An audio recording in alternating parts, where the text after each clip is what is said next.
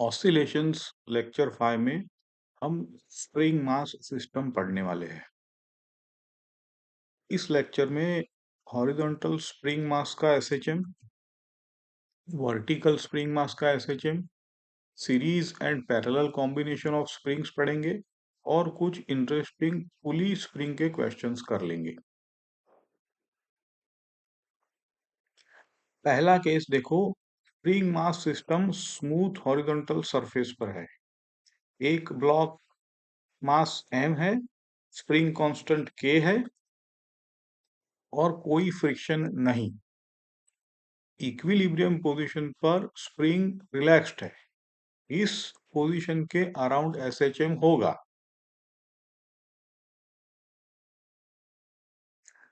Block को अगर right side में x से डिस्प्लेस करे तो रिस्टोरिंग फोर्स लेफ्ट की तरफ लगेगा। यहां लिखा है F equal to minus K x. ये हुक्स लॉ है। नेगेटिव साइन बताता है कि फोर्स हमेशा मीन की तरफ है। न्यूटन से सेकंड लॉ के हिसाब से M D square X by D T square हो जाएगा माइनस के एक्स।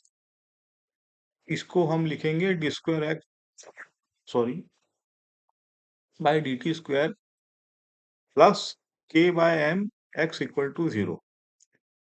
इसको एस एच एस इक्वेशन जो हमारा एस एच एम का इक्वेशन है, D square X by D T square equal to minus omega square X से compare करते हैं।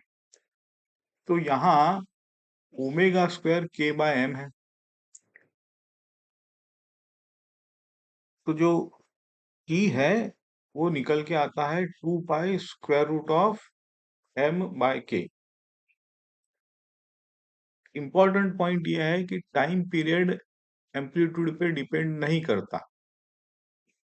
मास बढ़ेगा तो ऑसिलेशन स्लो, स्प्रिंग ज्यादा स्टीप, के बढ़ा तो ऑसिलेशन फास्ट।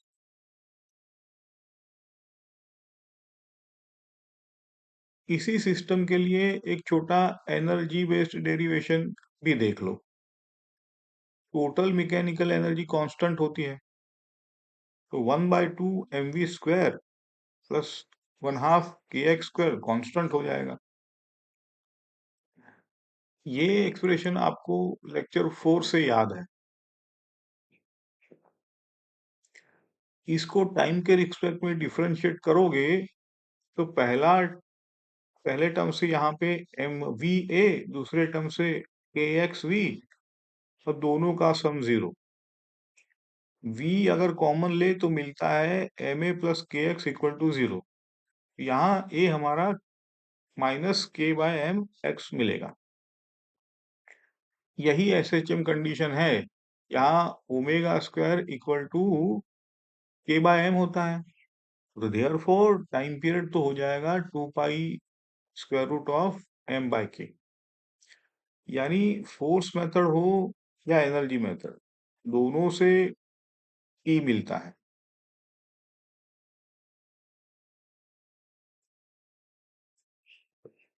अब same spring mass system vertical orientation में, ब्लॉक मास m को वर्टिकल स्प्रिंग से यहाँ पे लटका दिया, तो अब ग्रेविटी भी है, टाइम पीरियड निकालना है।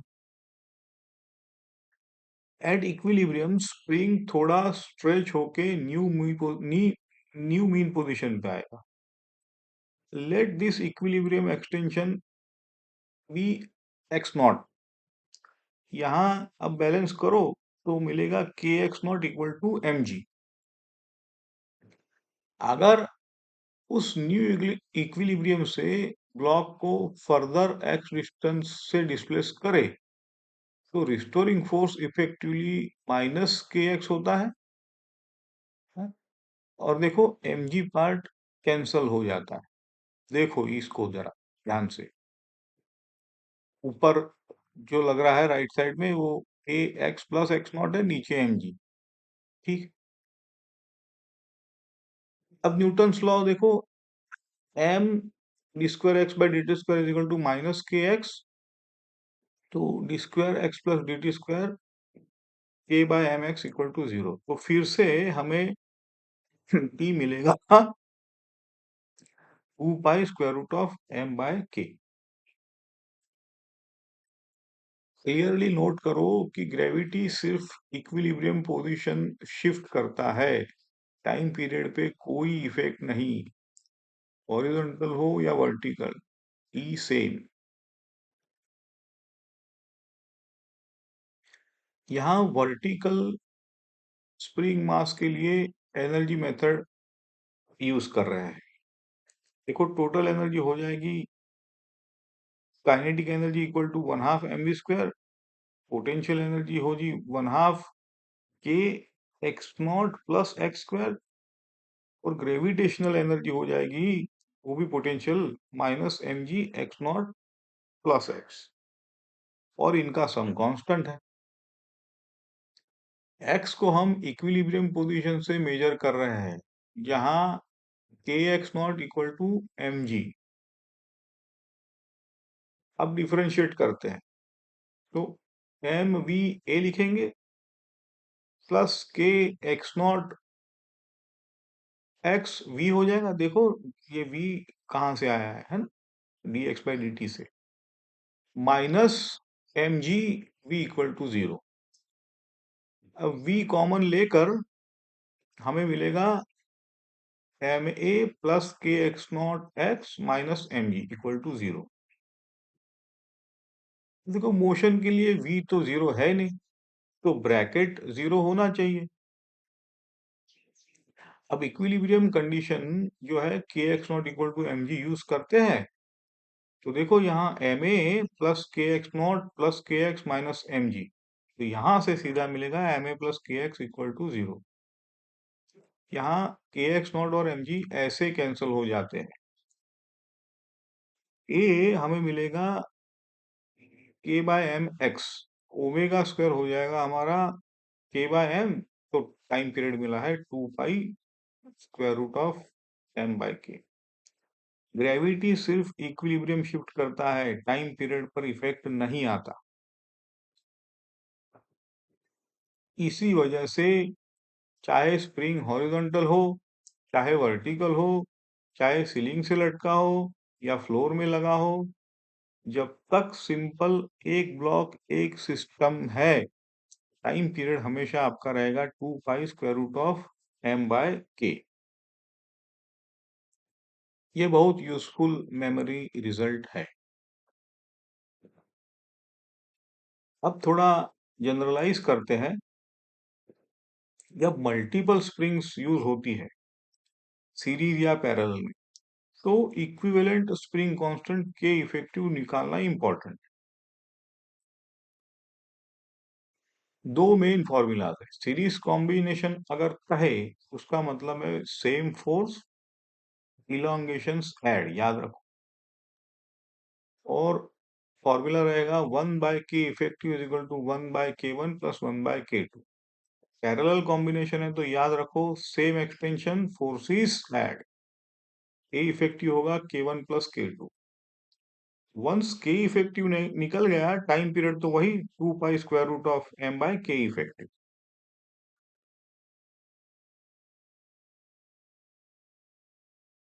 अब सीरीज कॉम्बिनेशंस का ए इफेक्टिव डिराइव करते हैं। दो स्प्रिंग्स k1 और k2 सीरीज में लगे हैं, सेम फोर्स F दोनों पे लगता है। अब उनके एक्सटेंशन पहले स्प्रिंग का x1 होगा, दूसरे का x2, है ना। ये अगर आपको समझ में आया है तो बाकी सब सिंपल हो जाए। और टोटल एक्सटेंशन इसलिए x equal to x1 plus x2। Hooke's law लगाओ। आप देखो तो F equal to k1 x1 लिखेंगे F/k1, F equal to k2 x2, तो x2 लिखेंगे F/k2। Total extension x equal to x1 plus x2 is equal to F/k1 plus F/k2 is equal to F/1/k1 plus 1/k2। अब एक equilibrium spring सोचते हैं जिसका constant k effective है।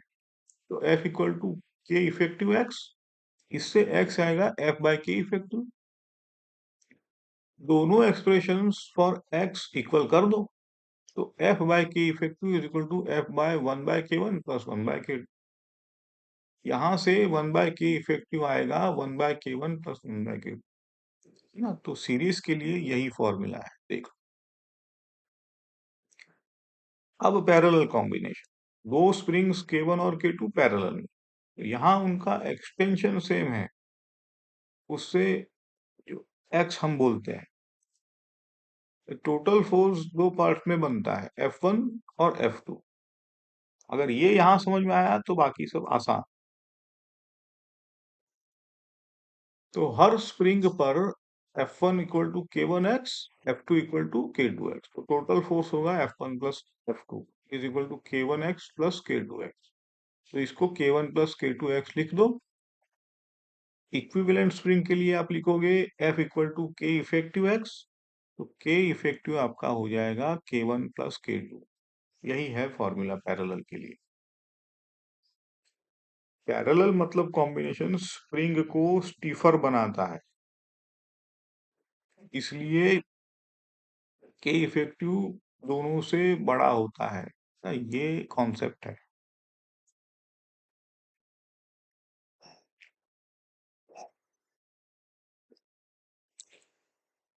ए spring का stiffness constant के है, नेचुरल लेंथ एल है, उसे दो पार्ट्स में कट कर दिया गया। एक का लेंथ है 3l/4, दूसरे का l/4। इनसे ये अरेंजमेंट बनाई गई है पैरेलल जैसी, जैसे आप फिगर में देख लो। तो मास m को अटैच करके छोटा ऑसिलेशंस करवाया, टाइम पीरियड फाइंड करना है।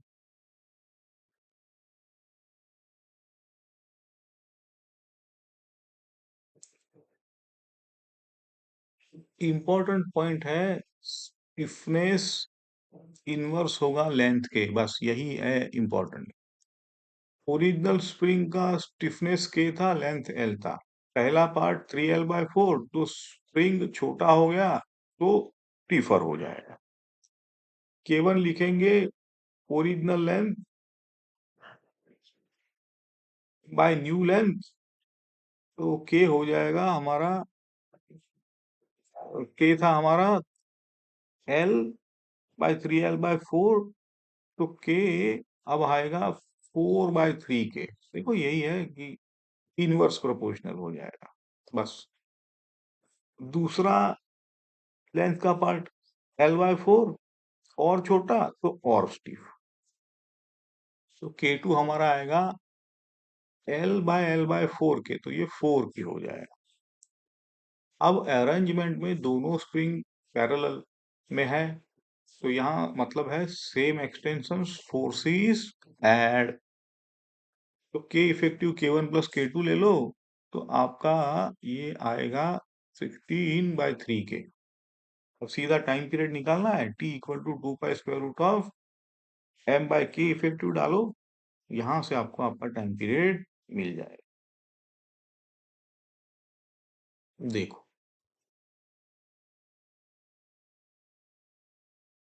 समझ लो कि आप कट करो, K1 K2 निकालो, पैरेलल रूल रूल लगाओ और टीम निकालो, इतना ही है।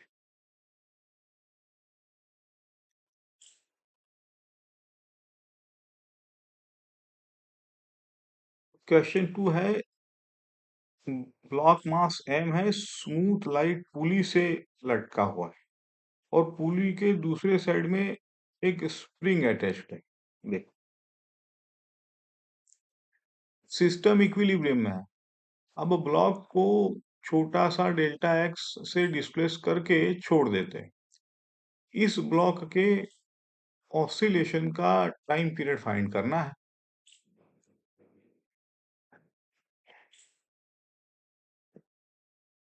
देखो इस टाइम के प्रॉब्लम में एक शॉर्टकट थिंकिंग यूज करते हैं। इक्विलिब्रियम से जब ब्लॉक को डेल्टा एक्स नीचे खींचते हैं, तब स्ट्रिंग टेंशन थोड़ा बढ़ जाता है, उस एक्स्ट्रा टेंशन को डेल्टा टी बोल देते हैं। ये एक्स्ट्रा टेंशन ब्लॉक के लिए रिस्टोरिंग फोर्स बनेगा। यही एक्स्ट्रा टेंशन स्प्रिंग वाले साइड में जाकर स्प्रिंग को थोड़ा और स्ट्रेच करेगा। अब कुछ नहीं, अब कांस्टेंट रिलेशन लगाओ, ज्योमेट्री से ही मिलता है, ये तो एनएलएम में आपको पता है। तो यहाँ डेल्टा एक्स वन होगा 2 delta x.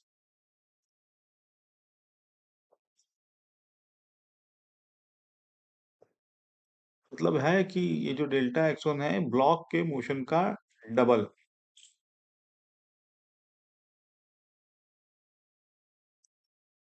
Extra spring force यहाँ है के डेल्टा एक्स वन। ये दोनों साइड के टेंशन का डिफरेंस से आता है।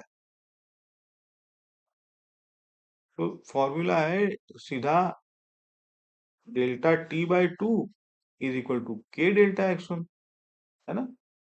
तो डेल्टा एक्स वन हमारा आएगा डेल्टा टी बाई टू के।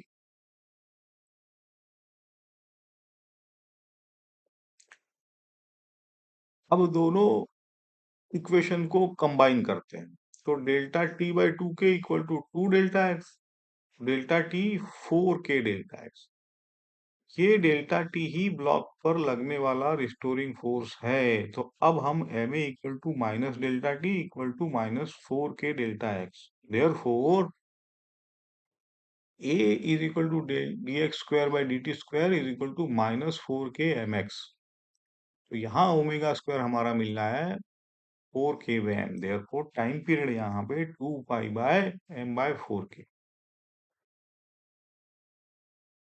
इसको पाई स्क्वायर रूट ऑफ m/k लिख सकते हैं।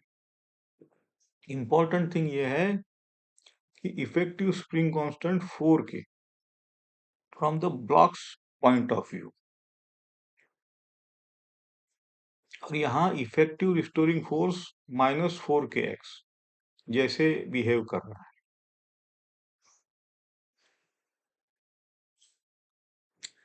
देखो सेम ब्लॉक पुली सिस्टम, लेकिन अब अरेंजमेंट ये है।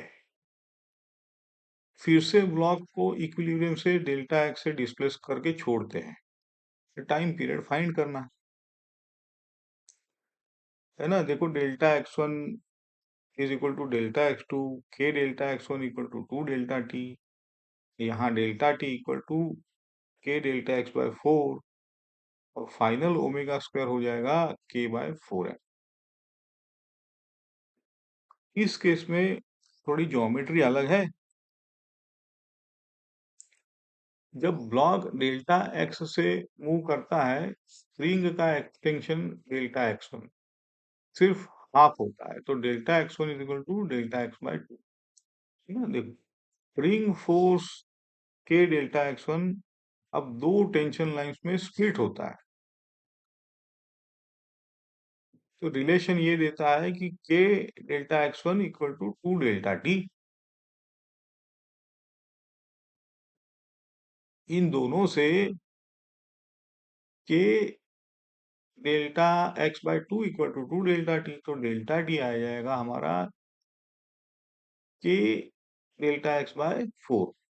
तो ब्लॉक के लिए रिस्टोरिंग फोर्स अब हो जाएगा M A is equal to minus delta T is equal to minus k/4 delta X. So A equal to -k/4 mx। यहां से ओमेगा स्क्वायर आएगा k/4m। अब टाइम पीरियड लिख सकते हो 2 pi square root of 4m/k। तो यहाँ 4 pi square root m/k लिख सकते हैं। अब अगर कंपेयर करें पहले वाले केस से, तो T pi square root m/k, दूसरे में 4 pi square root. Geometry change होने से इफेक्टिव स्टिफनेस बहुत चेंज हो जाता है। चलो अब ये क्लोज करते हैं।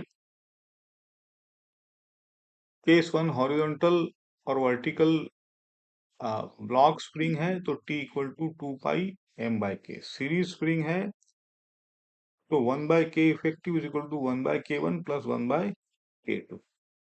पैरेलल स्प्रिंग है तो K effect equal to K1 plus K2। Cutting अगर स्प्रिंग होता है तो K प्रोपोर्शनल टू 1/L इतना ही है, मतलब शॉर्टर पार्ट स्टीफर हो जाता है। पुली स्प्रिंग सिस्टम में कंस्ट्रेंट यूज करो और एक्स्ट्रा टेंशन को फाइंड इफेक्टिव रिस्टोरिंग कांस्टेंट के लिए, और उसके बाद P निकल जाएगा। नेक्स्ट लेक्चर में हम लोग two particle SHM, two body oscillations, angular SHM, ऐसा कुछ करेंगे।